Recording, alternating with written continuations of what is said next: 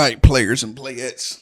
Okay, now we're about to learn the rules of soccer. This is the big thing. We already learned how to play it, what it's about, all that. We done learned the player positions, which I feel like was long and drawn out for whatever reason. And now we're actually going to learn the rules. Like, why are there penalties? What is this? Why? How come you keep giving out red cards and all that for this? So hold on. Let me gotta change some stuff. Yeah, now I can see I'm in a sweater and some shorts. But yeah, we're learning here. We're learning here the positions. I said the positions, the rules and regulations, man. So let's learn it together right now. Get right to it. See, I'm messing up already. Okay, here we go.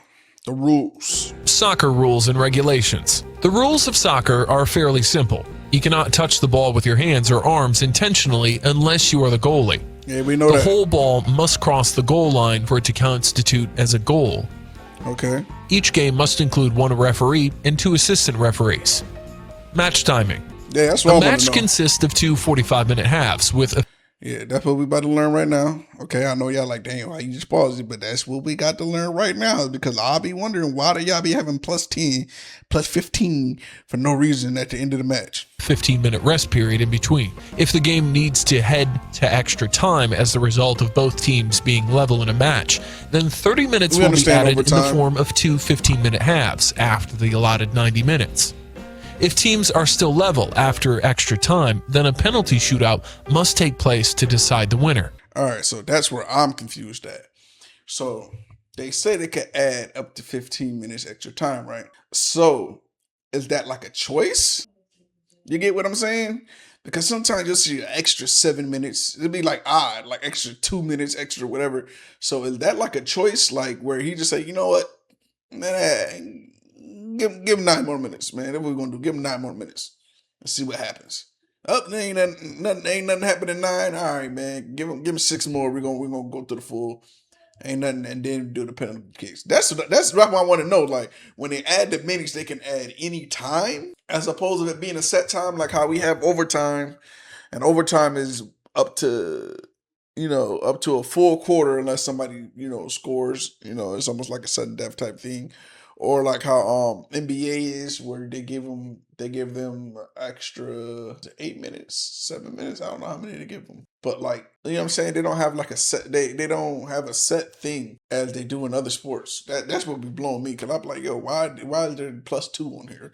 Like, I don't get it. That I need explanation for it. I ain't gonna lie, y'all. Let's keep going. Kickoff. At the start of a soccer period, or after a goal, there is a kickoff from the center circle. At the kickoff, all of the soccer players must be on their side of the field. Only the player kicking off is allowed inside the center circle. After the kickoff, the ball will be in play until the ball goes out of bounds or a referee calls a penalty. Player substitutions. Each team can name up to 7 substitutes. Okay. Substitutions can be made at any time of the match, with each team being able to make a maximum of 3 substitutions per side. In the event of all 3 substitutions being That's wild that they can't substitute like that. Made and a player having to leave the field for injury, the team will be forced to play without a replacement for that player. Offside rule. Hold on, before we get to the offside rule that pisses me off, that's crazy that they only can make 3 substitutions for the whole game. So you really out there getting your cardio in for real. Like, for real. Somebody hurt their ankle and then they put in one person, then that person turn around and get like a red card, and then he's out the game, and then you got one person left, and then something happened to them. Then you down to 10 people? That's crazy. That's insane that you only can get 3. Nah, that's wild. That's wild as hell. But let's go to the rule that pisses me off, is offsides. It irks me. I swear to God it does. Offside can be called when an attacking player is in front of the last defender when the pass is played through to them. The offside area is designed to discourage players from simply hanging around the opponent's goal waiting for a pass. No cherry To be onside, they must be placed behind the last defender when the ball is played to them. If the player is in front of the last defender, then he is deemed to be offside, and a free kick to the defending team will be called. A player cannot be caught offside in their own half. The goalkeeper does not count as a defender. If the ball is played backwards and the player is in front of the last defender, then he is deemed to be not offside. Throw in. Nah, that don't make sense to me. That does not make sense to me. If the play gets behind you, it's a wrap. Any other sport, The play get behind you is a wrap. You're done. You're finito. That is a score. That's whack. I understand they trying to stop the whole cherry picking thing, which I feel Messi does, because he just kind of waits around and like that little square that they say, like it's like he waits on the edge of that little square and then he decides he want to attack. I say that's, all the best players, they know how to bend the rules, find loopholes or whatever. I get that. I understand. James Harden, that's what he does. All best players they know how to do that. They know how to play within the rules, but kind of tweak them a little bit to where it's not broken, be able to get an advantage. I feel like that's what Messi does, and that's what he always been doing. That's what makes him quote unquote great. That was the cheat code that he found, the glitch in the matrix. But that's how I feel. If the play gets behind you, it's a wrap. You should always be on point. Play your position like how a DB would in American football, and keep the play in front of you. If it get behind you, that's your fault. That's your ass, Mr. Postman.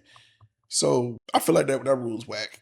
I feel like it's whack. I don't care. I don't like it. I feel like it's whack. When the soccer ball has gone out of bounds, the team that last touched the ball loses possession, and the opposing team gets to throw in the ball from the point where the ball crossed out of bounds. When throwing the ball in at a throw-in, the ball must be thrown from behind and over the head using both hands. When the ball leaves the thrower's hands, both of his or her feet must be touching the ground. Corner kick. When the defending team last touches and crosses the goal line and not scoring a goal, the opposing team gets to kick the ball from the corner of the field. Goal kick. When the offensive team last touches the ball before it crosses the goal line, goalie gets to kick the ball from the goal box. Penalty kick. When a foul occurs in the penalty area, the fouled team is awarded a penalty kick. Free kick. I like that. I like the penalty kicks. Free kicks or penalty kicks may be awarded to the opposing soccer team. Out of bounds. Out of bounds. Now, listen. Here's the crazy part now. Now, we just complained in the last video about him over-explaining. Now he don't want to explain enough. It seemed like he got tired. I feel like this was like one of his last videos of the night, and he said, let me get this out the way. That's crazy. Can occur when the ball completely crosses over the boundary line. Soccer fouls. Soccer fouls can be any number of unfair advantages taken by a player that are called by the referee. Yeah, I want to know how these can include tripping, pushing, and touching the ball with the hands. Yellow card or a red. Yeah, so that's one thing. So you're really not supposed to touch them, because I be seeing them when they be waiting for penalty kicks and throw-ins. They be acting like goddamn. They be pulling each other's shirts and doing all that different type of other stuff. So they be acting like they trying to get a rebound. I guess you ain't supposed to do that, but I guess they let it play. I feel like they should let them play, rough each other up a little bit.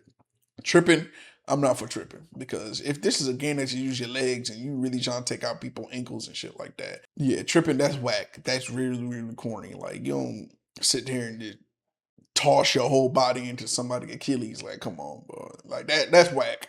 And I understand that. Like, you know what I'm saying? That's like if you're playing football and the first thing you want to do is go after the quarterback arms and in his hands and shit, because that's what he need. Like, you're bugging out. Like, you gotta have some type of integrity when you play. So I understand that. Red card. For fouls committed, a player could receive a yellow or a red card depending on the severity of the foul. Okay. This comes down to the referee's discretion. The yellow card is a warning, and a red card is the dismissal of that player. 2 yellow cards equal 1 red. Once a player is sent off, they cannot be replaced. Oh, it's a rat for that. Okay. Yeah, because that's what I'll be wonder is like, yeah, he rushed that at the end. I'm not even gonna lie. He rushed that at the end because he didn't even explain it really good. Like, he didn't even say what constitutes to get a yellow card, what constitutes to go get a red card. He didn't say, if we just use basketball terms, what is a flagrant 1 and what is a flagrant 2? So he didn't even, you didn't give us a deal on that, man. He didn't give us a good deal on that. You kind of left us out there, but it is what it is, man. Those are the rules and regulations of soccer. So hopefully we know something. Hey, we're gonna live stream some games. We can't actually show you the games, but I guess I can commentate through that. I know at 3:00, I know we got Belgium versus Spain, and I got a sour taste in my mouth about Belgium because what they done did to Team USA. But if I can find out how to get the little live ticker joint at the bottom of the score and all that, if I can figure that out by the time 3:00 comes, then I'll live stream. If not, so be it. All right, y'all be easy. Catch you on the next one.